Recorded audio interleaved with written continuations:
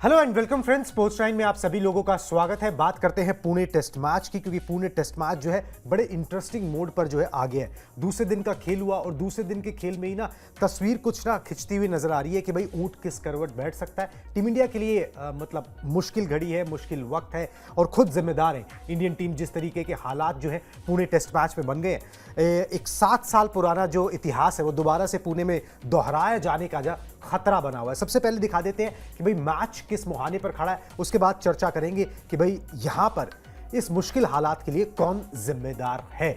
चलिए जी, sports update आपको दिखाते हैं कि मैच दूसरे दिन के खेल के बाद किस तरीके के हालात पे हैं। पुणे टेस्ट में भी लड़खड़ाई भारत की बल्लेबाजी और बहुत बुरी तरह जो है बल्लेबाजी लड़खड़ाई और टीम इंडिया को मुश्किल में डाल गई। पहली पारी में सिर्फ 156 रन पर टीम इंडिया की बल्लेबाजी जो है पूरी पारी ढेर हो गई। मिचेल सैंटनर ने 53 रन देकर 7 विकेट झटके हैं और पहली पारी के आधार पर न्यूजीलैंड को 103 रनों की बढ़त मिली।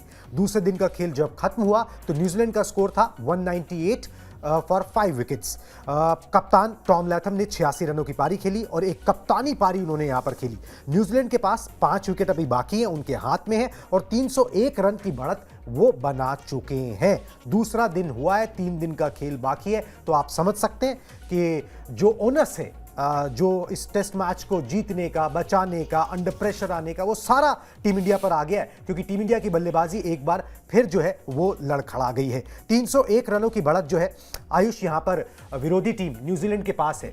एक टेस्ट मैच वो पहले ही जीत चुके हैं, दूसरे टेस्ट मैच में वो एडवांटेज पे आ चुके हैं। अंडर प्रेशर इंडियन टीम और सारा डिस्क्रेडिट जो है इसका वो बल्लेबाजों को, पूरी तरीके से गेंदबाजों को आप बिल्कुल दोष दे नहीं सकते।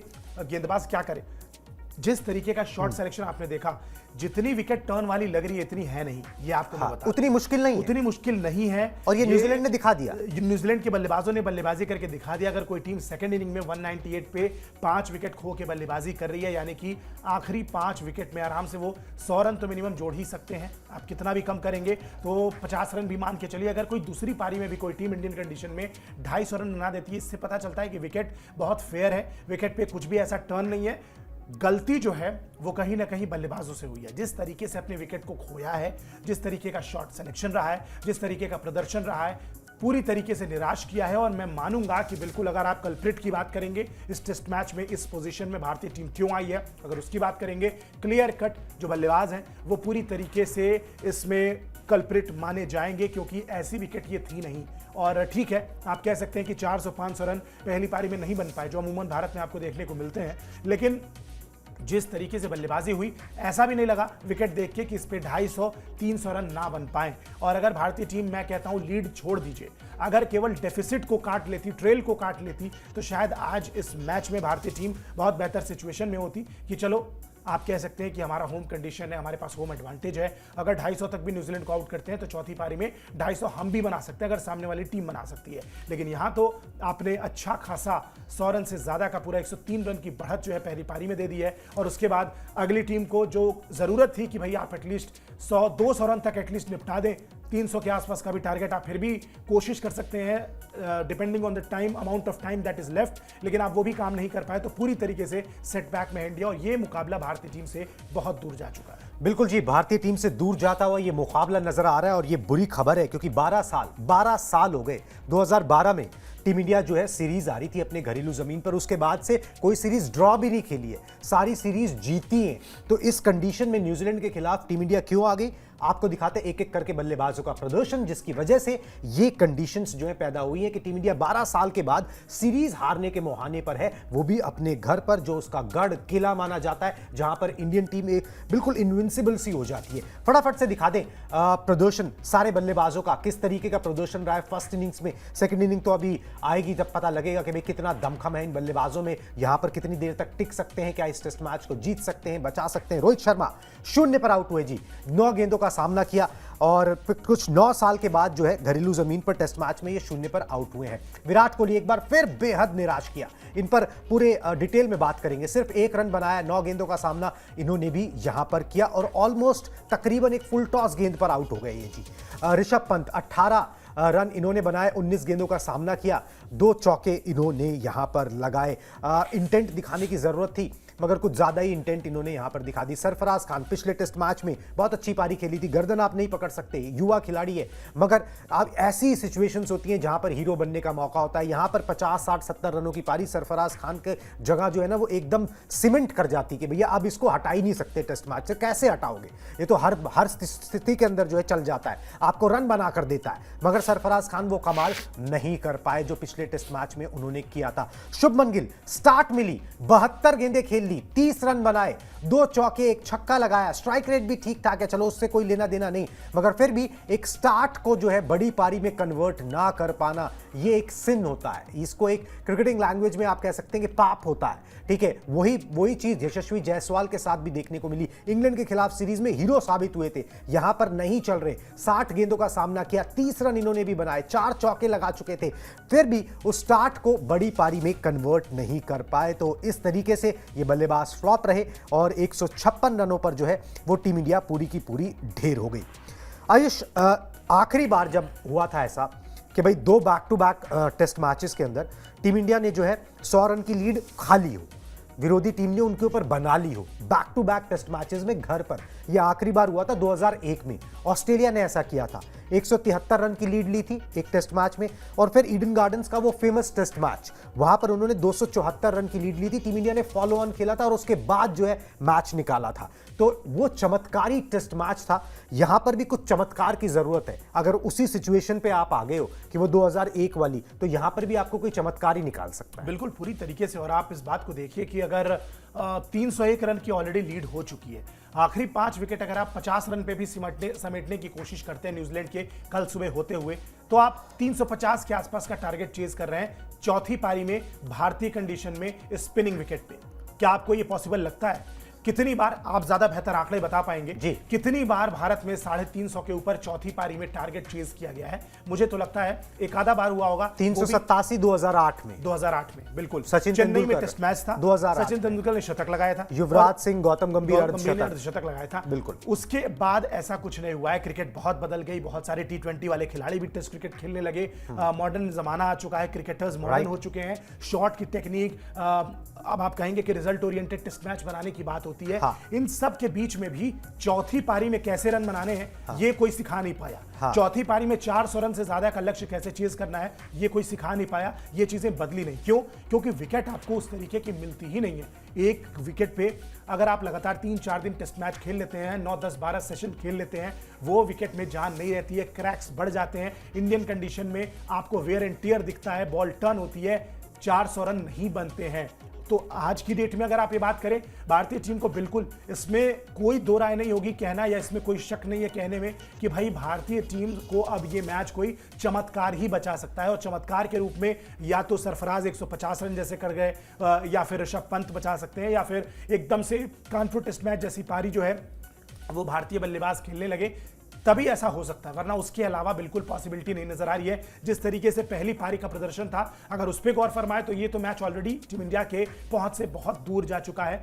टीम इंडिया को सबसे पहले तो बचे हुए जो 5 विकेट है उनको 50 रन, मतलब जितना कम से कम आप उसको, जितने कम से कम के अंदर अगर आप उनको ऑल आउट करने की कोशिश करते हैं, 100 रन भी अगर उन्होंने बना लिए तो वो मुकाबले में बहुत आगे निकल जाएंगे। आपको 400 रन का टारगेट चेज करना है, मतलब सेकंड इनिंग में इंडियन कंडीशन में कम से कम 2 सेंचुरीज चाहिए 400 रन बनाने के लिए, और 2 सेंचुरीज या 3 बड़ी पारियां खिलाड़ियों से ये बहुत रेयर मिलता है। बिल्कुल जी, बहुत रेयर होता है, बहुत दूर जा चुका है। बिल्कुल बेसिकली बता सकता है। बेसिकली हुआ क्या है ना, हुआ ये कि भाई जनाब रोहित शर्मा, विराट कोहली, टीम मैनेजमेंट, गौतम गंभीर, इन सब ने मिलकर प्लान बनाया कि भाई हम टर्निंग ट्रैक देंगे।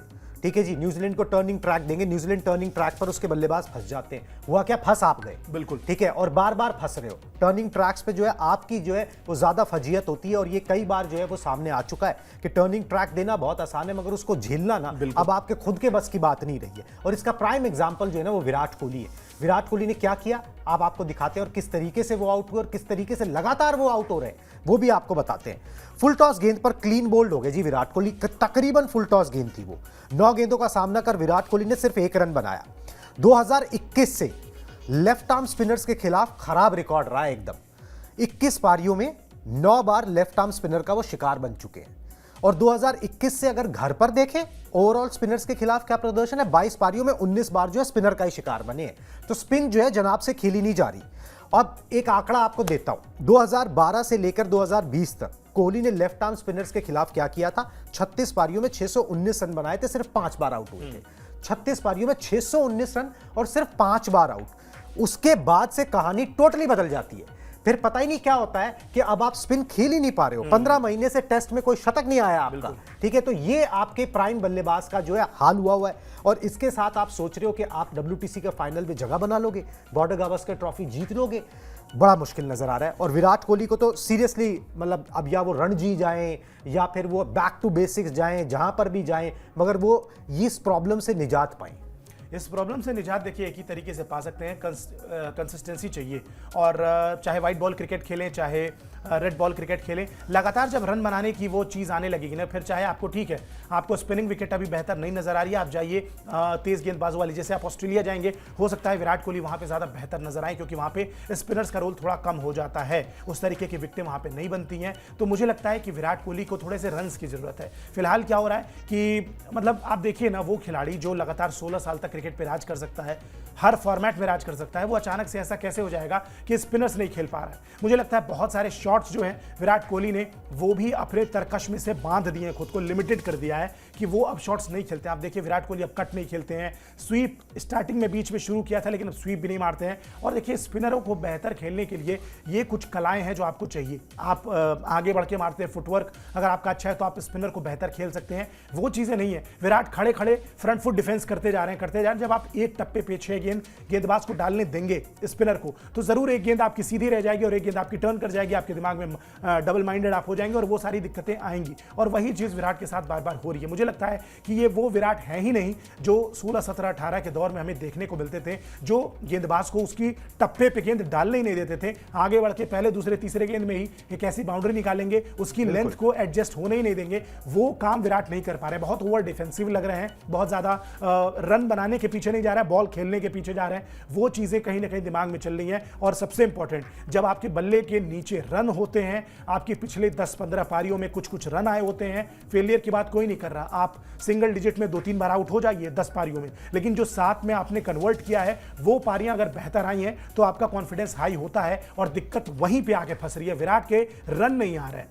रन अगर आते, 50 आते, 70 आते, 100 आते, तो शायद हम ये कह सकते थे कि विराट कोहली इस तरीके की दिक्कत ना उनको होती, ना उनको आज हम ये बात कर रहे होते कि स्पिनरों के पीछे इतना ज़्यादा परेशान है या स्पिनर्स को खेल नहीं पा रहे हैं। खेल ये सबको लेते हैं। मुझे लगता है मेंटली थोड़ा सा इनको और क्लियर होने की ज़रूरत है, अपने गियर को बदलने की ज़रूरत है और मॉडर्न डे टेस्ट क्रिकेट खेलने की ज़रूरत है। आप खुद पुजारा वाले जोन में फालतू में जाने की कोशिश कर रहे हैं, ओवर डिफेंसिव हो रहे हैं, आप शॉट्स के लिए जाइए। हालांकि आज शॉट मारने के चक्कर में आउट हुए और आज तो जिस तरीके से आउट हुए वो खैर उसकी बाद में चर्चा करेंगे, लेकिन मुझे लगता है कि और थोड़ा सा ओवर अग्रेसिव रन बनाने के पीछे अगर विराट जाएंगे तो ये ज्यादा बेहतर होगा उनके लिए। और उसके बाद ना स्पिनर्स परेशान करेंगे और फास्ट बॉलर्स तो नहीं करते। बिल्कुल जी। और विराट कोहली आज जिस जंक्चर पे आउट हुए ना, 50 पर 2 था उस समय, ठीक है। अगर उस समय विराट कोहली खेल जाते तो पारी संभल जाती, ठीक है। तो होता ज्यादा से ज्यादा 20-30 रन की लीड मिलती, ठीक है, यही होता। मगर विराट कोहली वहां पर चूक गए। आपका बेस्ट बैटर अगर ऐसा करेगा तो फिर चीजें गड़बड़ होंगी ही होंगी। चलिए जी, संजय मांजरेकर है, सब लोग जानते हैं उनको,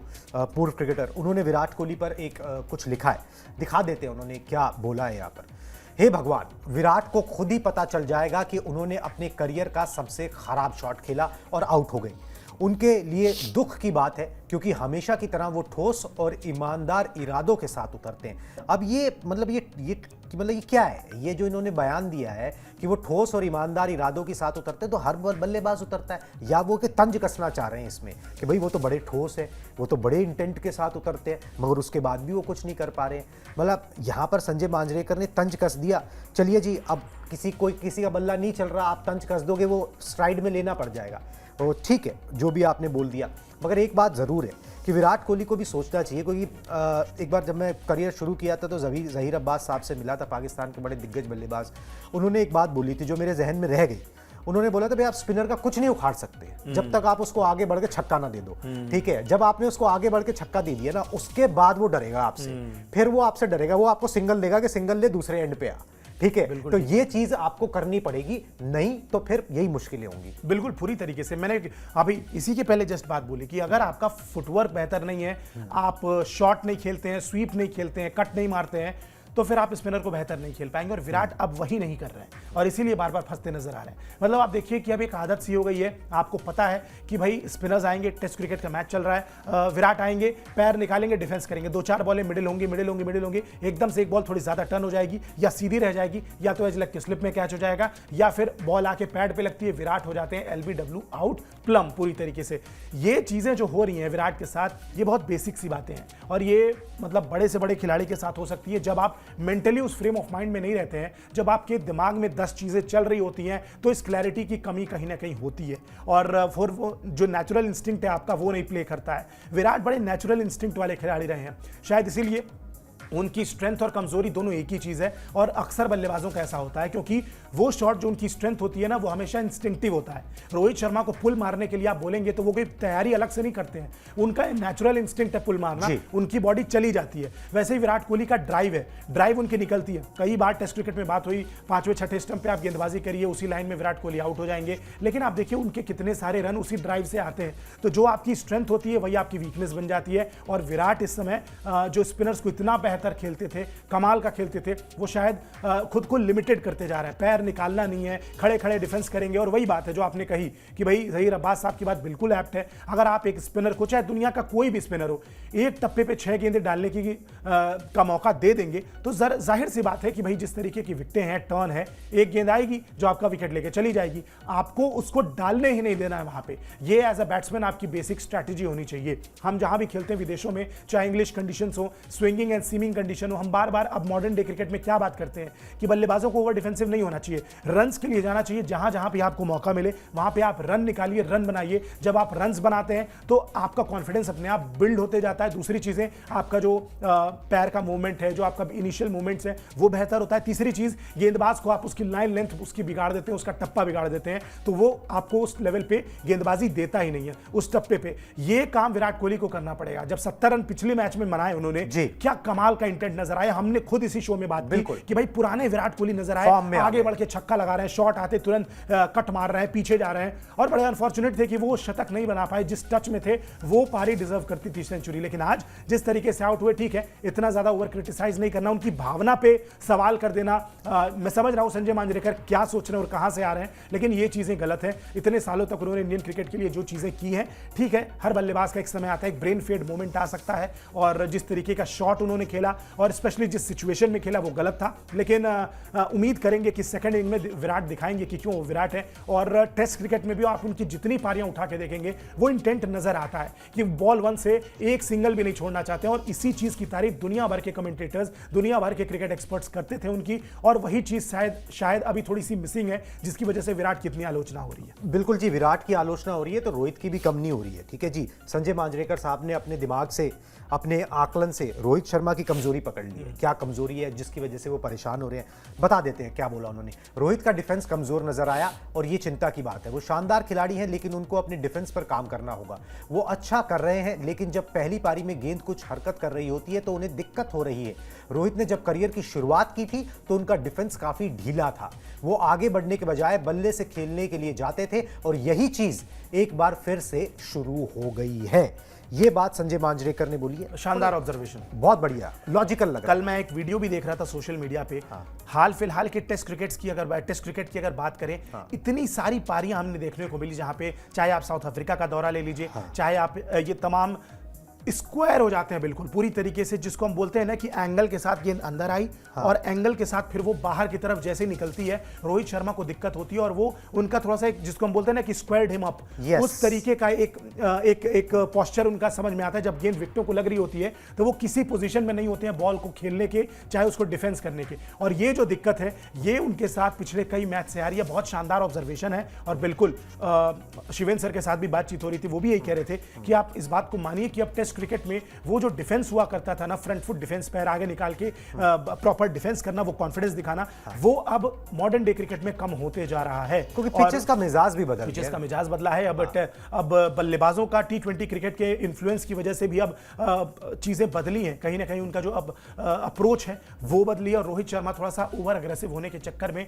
कहीं ना कहीं बिल्कुल अपने डिफेंस पे थोड़े से कमजोर नजर आए हाल फिलहाल की चीजों को देखा जाए तो, और बार बार वो बोल्ड होते नजर आ रहे हैं। जैसे ही स्टंप लाइन एंगल के साथ गेंद आती है और गेंद बाहर की तरफ निकलती है, रोहित को बिल्कुल ये चीजें समझ में नहीं आती। मुझे लगता है कि अपने डिफेंस पे बिल्कुल काम करना पड़ेगा, और ये चीज अगर है तो आप देखिए, अगर इंडियन कंडीशन में टीम सऊदी उनको ऐसे आउट कर सकते हैं, तो ऑस्ट्रेलिया में क्या होगा, जहां पे आपको मिचेल स्टार्क से लेके पैट कमिंस से लेके आपको वहां पे जॉश हेजलवुड से लेके बड़े से बड़े गेंदबाज मिलेंगे, और जो लगातार 6 की 6 गेंद एक ही टप्पे पे डालेंगे और वही काम करेंगे, पहले अंदर आएगी गेंद एंगल के साथ और बाहर जाएगी। तो आप अगर स्टार्ट अच्छी नहीं दे पाएंगे तो पूरी तरीके से भारतीय टीम बैकफुट पे आ जाएगी। रोहित का फॉर्म में वापस आना बहुत जरूरी है टीम इंडिया के लिए। बिल्कुल जी, रोहित का फॉर्म में वापस आना जरूरी है, टीम इंडिया का उस लय में वापस आना बहुत जरूरी है, नहीं तो 12 साल के बाद जो है ना, वो हार का मुंह, सीरीज हार का मुंह जो है वो इंडियन टीम को देखना पड़ जाएगा। और क्यों देखना पड़ जाएगा? क्योंकि एक स्पिनर है जिसने कमाल कर दी, ठीक है, मिचेल सैंटनर की हम बात करें, क्या कमाल किया फटाफट से आपको बता देते हैं। उनकी वजह से ही टीम इंडिया का ये हाल हुआ, अपनी वजह से हुआ,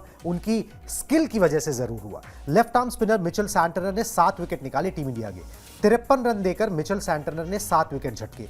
भारतीय सरजमी पर पहली बार एक पारी में 5 विकेट उन्होंने झटके, मतलब फाइफर उन्होंने इंडियन जमीन पर पहली बार लिया है। और भारत में कीवी गेंदबाजों की अगर बात करें, मतलब न्यूजीलैंड के बॉलर्स की बात करें, तो तीसरा सबसे बढ़िया प्रदर्शन है उनका। इससे पहले रिचर्ड हेडली ने कुछ 23 रन देकर 7 विकेट झटके थे, और एजाज पटेल जो खेल रहे हैं, ठीक है, उन्होंने जो है 10 विकेट झटके थे, ठीक है, एक पारी के अंदर। तो ये मिचेल सैंटनर का कमाल था। देखिए, एक बात तो है, आपने बढ़िया नहीं खेला, ये सत्य है। आधा सत्य यह है कि न्यूजीलैंड के स्पिनर्स ने जिगर से गेंदबाजी की है। मिचेल सैंटनर ने मतलब वो कलेजा दिखाया है कि बढ़िया टप्पे पे गेंद डाली है और ज्यादा सोचा नहीं है, चीजों को सिंपल रखा है और नतीजा मिला है। बिल्कुल पूरी तरीके से। और मैं तो मतलब न्यूजीलैंड मैनेजमेंट की दाद देता हूँ। हाँ, मैट हेनरी जैसे खिलाड़ी को बिठाना जिसने पिछले मैच में इतना परेशान किया, और मिचेल सैंटनर को खिलाना, मतलब न्यूजीलैंड एक ऐसी टीम रही है, मैंने जब से होश संभाला है, फॉर्मेट चाहे कोई भी हो, न्यूजीलैंड ने हमेशा भारत को परेशान किया है। फिर चाहे टेस्ट क्रिकेट की बात हो, ओडीआई क्रिकेट की बात हो, या T20 की। यहां भी देखिए, इनके पास सबसे अच्छी क्या बात है, हॉर्सेस फॉर कोर्सेस, जो अब बार बार बोलते हैं, आप सबसे ज्यादा इस वर्ड का यूज करते हैं। बिल्कुल। ये चीज मुझे लगता है सबसे ज्यादा न्यूजीलैंड के पास है। सैंटनर ने 2015 में डेब्यू किया था, और अभी तक उनके टेस्ट करियर में लगभग 9 साल हो गए उनको डेब्यू किए हुए। 9 साल के करियर में 40 टेस्ट मैच केवल, बस, मतलब रेगुलर प्लेयर नहीं है, टेस्ट स्क्वाड के जहां पे जैसी जगह हुई, कंडीशन हुई तो खिलाया। और देखिए, और मेरे ख्याल से सीएसके में भी है, बिल्कुल तो वो सीएसके का अनुभव भी काम आता है। और यहाँ पे कुछ नया नहीं किया। एक तो बल्लेबाजों ने खराब शॉट सिलेक्शन दिखाया, जाहिर सी बात है, लेकिन जिस टप्पे पे गेंदबाजी की, कुछ नया नहीं किया। एक टप्पे पे गेंद डालती रही, एक बार वही गेंद सीधी डालते हैं, एक बार वही गेंद थोड़ी टर्न कराते हैं, और उसी में क्या होता है, एक गेंद आपके पैड पे लगती है, एक गेंद आपका एज लेती है, आप हो जाते हैं डबल माइंडेड। ऐसे विकेटें गिरती जा रही हैं, और सबसे ज्यादा निराश तो ऋषभ पंत और विराट कोहली ने किया, जिस तरीके का शॉट उन्होंने खेला। लेकिन फिर भी मतलब ये एक आदत सी बनती जा रही है कि कोई स्पिनर आता है भारतीय सरजमी पे, विदेश का, और एकदम से एक मैच में 7 से 8 विकेटें लेके चला जाता है। चाहे आप इंग्लैंड दौरे पे टॉम हार्टली को देख लीजिए, चाहे आप अचानक से इनको मिचेल सैंटनर को देख लीजिए, स्टीव ओकीफ आते हैं, बहुत सारे ऐसे आपको नाम मिल जाएंगे जो नए गेंदबाज हैं, स्पेशली वो आते हैं जिनको ज्यादा इंटरनेशनल क्रिकेट में किसी ने देखा नहीं है, और भारत में आके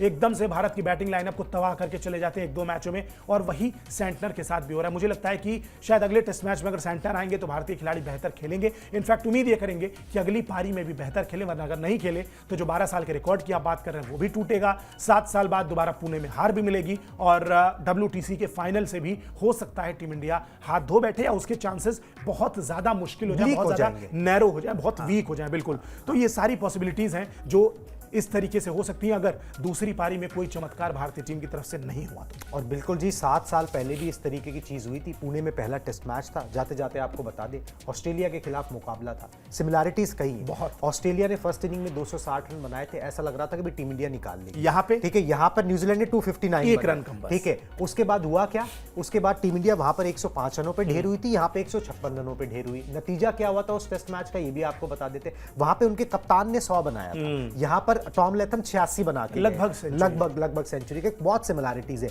वहां पर। जो उस समय के इंडियन टीम के कैप्टन थे उन्होंने 0 बनाया था, विराट कोहली। यहाँ पे रोहित शर्मा ने 0 और बनाया, यहाँ विराट कोहली ने 1 रन बनाया, यहाँ वो भी विराट आप कोहली ने 1 similarity रन देख बनाया। सकते हैं। और नतीजा बता देते हैं अब। नतीजा ये हुआ था कि 333 रनों से ऑस्ट्रेलिया ने वो टेस्ट मैच जीता था, 333 रनों से। तो अब न्यूजीलैंड कितने रनों से जीतेगा ये अब हमें नहीं पता। जीतेगा भी कि नहीं जीतेगा डिपेंड करता है कि इंडियन टीम जो है वो किस तरीके से रिस्पॉन्ड करती है। जैसे भी करेगी पूरी अपडेट जो है हम आपके लिए लाते रहेंगे। अभी मुझे और आयुष को दीजिए इजाजत, टाटा बाय बाय।